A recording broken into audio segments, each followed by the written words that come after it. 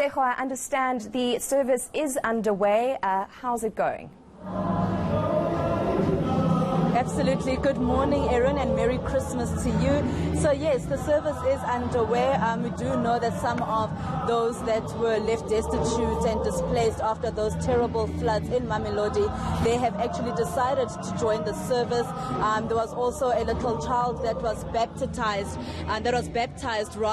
here in the church earlier today. So the church service has started. We also understand that they will be having a braai. So the community of Mamelodi and the residents here have decided that they will be celebrating with those that were left destitute, and they'll be having a braai for them as soon as the service ends.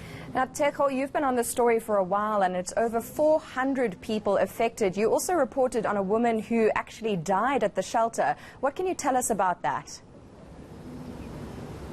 That is correct, Erin. So we are understanding that the family will be burying that woman, Johanna Ngaka, soon. It could actually be happening this weekend. And we also know that she was actually okay on the day, on the Friday before she died. She died on Saturday evening. She was okay on Friday. She even went to work. And when she got back to the church, that's when she started feeling even more sick than what she was just before she went to work on the Friday morning. They then rushed her to the nearest hospital, and they were told, and then the son tells me, rather, Erin, that they waited quite a while before they actually got assistance. So then they decided to take her to the Steve Biko Hospital, and then that is where they tried to treat her and tried to attend to her, but then they said that she can be dismissed. She was then dismissed and brought back to the church, and after that she started getting more ill once again and was sent back to the Steve Biko Hospital, where she later died in the late evening of Saturday. So a really sad situation coming out of that. She was being housed here at the church.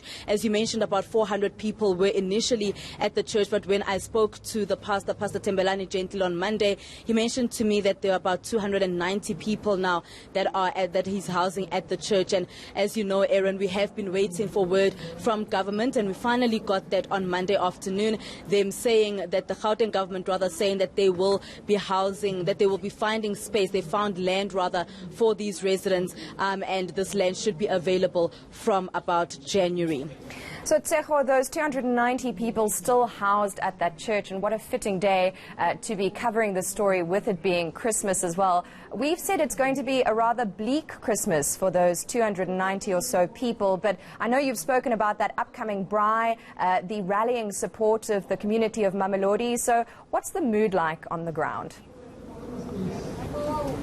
Oh, absolute excitement today, Erin. I mean, it is quite a bleak Christmas in the sense that they won't be home, and they won't necessarily be with family or in the homes that they had started building for themselves. But it is a very joyful time here at the church. A lot of the residents excited about Christmas, a lot of the residents excited about the service that is about to start, the preaching that is actually about to start. And they're also saying that they're very grateful, the few that I have been able to speak to off camera, saying that they are very grateful that the church has been able to house them, and that the Mamelodi community has been so welcoming and so friendly with them, and of course giving them the much needed blankets and food and also clothing that they actually desperately need.